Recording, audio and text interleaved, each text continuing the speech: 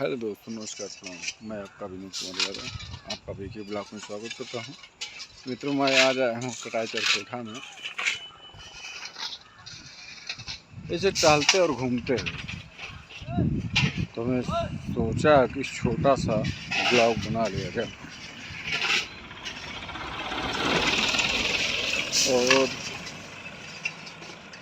शिक्षा के भी दृष्टिकोण से सबसे महत्वपूर्ण ये है कि अगर अम्बेडकर नहीं है तो संविधान नहीं है।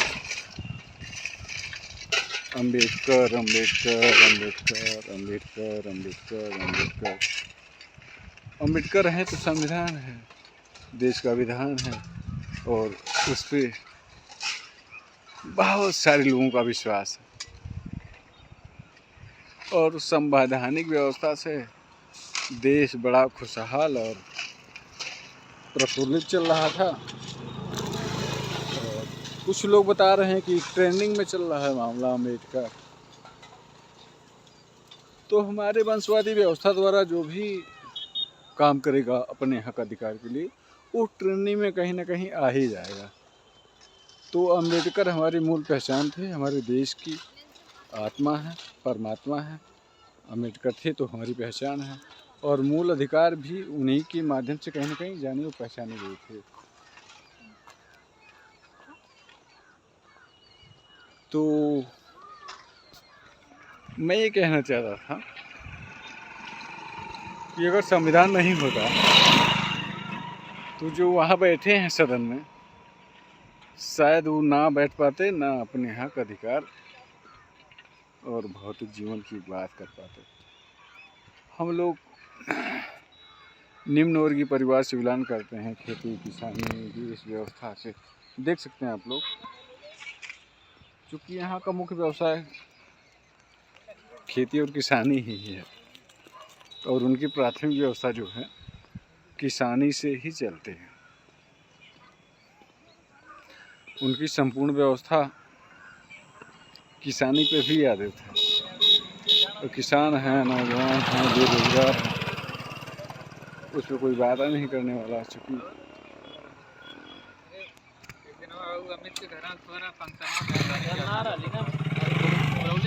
हाँ, तमाम भाई हैं, मुझे लगता है कि तमाम सब बेरोजगार ही होंगे कहीं ना कहीं किसी व्यवस्था से, और कहीं ना कहीं किसी जुड़ी व्यवस्था से।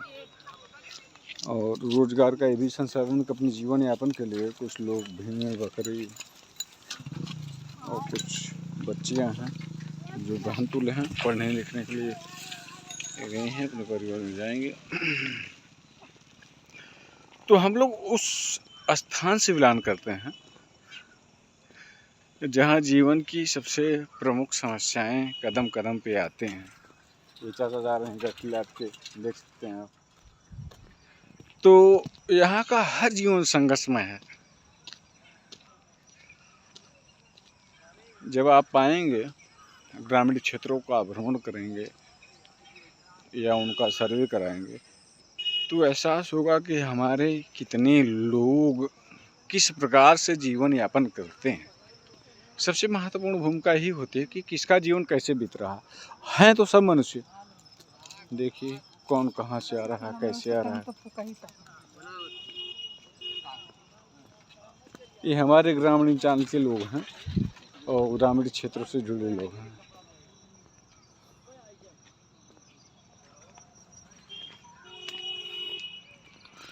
तो बड़ा दुर्भाग्य है हमारे देश का कि जिसको मौका मिला वो अपने लोगों के लिए कुछ कर नहीं पाए, और अपने अपने लोगों को इतना मजबूत किया कि उनकी व्यवस्था बहुत ही ज़्यादा मजबूत हुई है। लेकिन भारत की अर्थव्यवस्था में जनता का जितना योगदान है, वो संपूर्ण व्यवस्था कहीं बन नहीं पाई।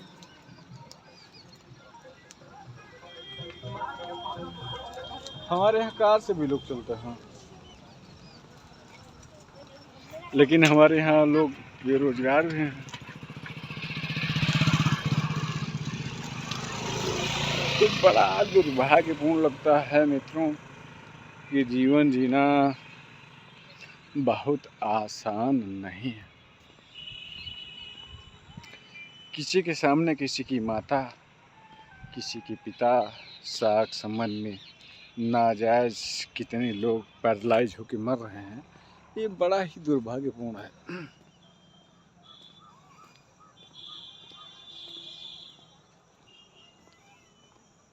मेरी माता मेरे सामने ही दम तोड़ी, दुर्व्यवस्था के ही कारण। अगर वो व्यवस्था होती तो शायद मुझे लगता था कि कुछ हो सकता था, कुछ नहीं बहुत कुछ हो सकता था।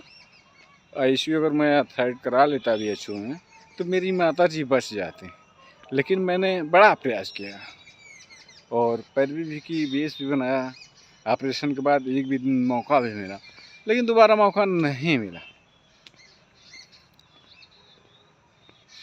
तो मैं आप लोगों से यही निवेदन करना चाहूँगा कि ऐसी व्यवस्था स्थापित देश में हो, चाहे छोटा हो या बड़ा, लेकिन सबकी व्यवस्था एक समान हो, मरीजों के प्रति सबका ट्रीटमेंट समान हो। ये मैं नहीं कहता था कि वीवीआईपी कल्चर में दिखा दूँ, क्योंकि मैं बहुत सीरियस कंडीशन में था तो मैं अपनी माता जी को दिखा लेता, लेकिन मैं अपनी माता जी को नहीं दिखा पाया। तो वहाँ भी वीआईपी कल्चर है, कैडर है मंत्रियों के लिए, प्रधानमंत्री के लिए। चूँकि प्रधानमंत्री का गृह संसदीय क्षेत्र बनारस रहा, तो वहाँ बड़े बड़े नेताओं का हस्तक्षेप रहा और वहाँ के अधिकारी और कर्मचारियों द्वारा बनाई गई व्यवस्था ही है कि व्यवस्था है। तो वहाँ कैडर पे व्यवस्था बांट दी गई है। लोकतंत्र में जितना अधिकार आपका है उतना उनका भी है, लेकिन उनके लिए स्पेशल व्यवस्था, उनके पास पैसा है, पावर है, उनके बड़े बड़े लोग उच्च संस्थाओं पे बैठे हैं, लेकिन हमारे लोग ग्रामीण क्षेत्रों में किसानी कर रहे हैं। जिस दिन किसानी करना छोड़ देंगे मित्रों, पूरा देश भूखा मरने लगेगा। जो सामान आप बाहर से मंगाते हैं आपके यहाँ नहीं पैदा होता है, तभी आप बाहर का सामान मंगा के अच्छे खासे दामों में उसकी भरपाई करते हैं, लेकिन अपने किसानों की भरपाई करने के लिए आपका भोंसला फटता है। आपके पास क्षमता है ही नहीं कि आप उस किसानों की भरपाई कर पाएँ। तो मूल हमारे भारत की इकोनॉमिकल व्यवस्था जो है किसानों पे ही चल रही है। तो किसानों द्वारा बनाई गई व्यवस्था का संचालन भारत सरकार कर रही है। तय कर ही करना क्या है, पैदा आप कब किए? जब आप पैदा किए आपका मार्केटिंग रेट कम होगा और वही 4 महीने बाद वही मार्केटिंग आप ही खरीदेंगे। अब किस दामों में आप कर सकते हैं उसको आप जान सकते हैं, उसको हमको बताने की ज़रूरत है नहीं। इस समय लहसुन 200, 250, 300 रुपये प्रति किलो बिक रहा है मार्केट में, तो बड़ा दुर्भाग्यपूर्ण है। प्याज 50 रुपये प्रति किलो बिक रही है। तो जीना है तो खाना है। और भी तमाम ऐसी चीज़ें हैं कि जो आसमान से ऊपर। तो बहस करना बहुत बड़ा मुद्दा हो जाएगा मित्रों, और मैं मौके के समय शाहपुर सारण में हूँ और अपनी वाणी को विराम देते हुए अपनी बातों को समाप्त करता हूँ और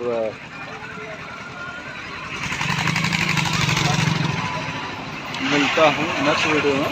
तो हमारे प्रधान जी मिल गए और कुछ बोलेंगे बेरोजगारी और उस मुद्दे पे। प्रधान जी महंगाई बेरोजगारी बोले कुछ बोलें। ये हमारे माननीय प्रधान जी हैं और वर्षों से कई सालों से लगे रहे और जीवन के लिए अपने लोगों के लिए बड़ा संघर्ष किया जी। और आज की आधुनिक व्यवस्था में जो महंगाई जा रही है किस कंडीशन पे है ये प्रधान जी बताएंगे। बताइए प्रधान जी। बतावत है, महंगाई तो इतनी चरम सीमा पे है जिसका कोई सवाल है। और दूसरी चीज़ महंगाई करते करते ख़त्म तो हर चीज हो जाता है, जी जी कोई मतलब नहीं। जी जी जी नहीं गलत बोल रहे हैं का? आप सही बोल रहे हैं। और तो प्रधान जी ने कहा कि महंगाई काफ़ी चरम पे है और ये पूर्व प्रधान पद का प्रत्याशी भी रहा और ये भी खुद हमारा भाई है, मान लीजिए। कुछ बोलो ना बाबू, महंगाई पे कुछ बोलो। महंगाई बहुत ज़्यादा है इस सरकार में, इस सरकार को हम लोग उखाड़ के फेंक देंगे।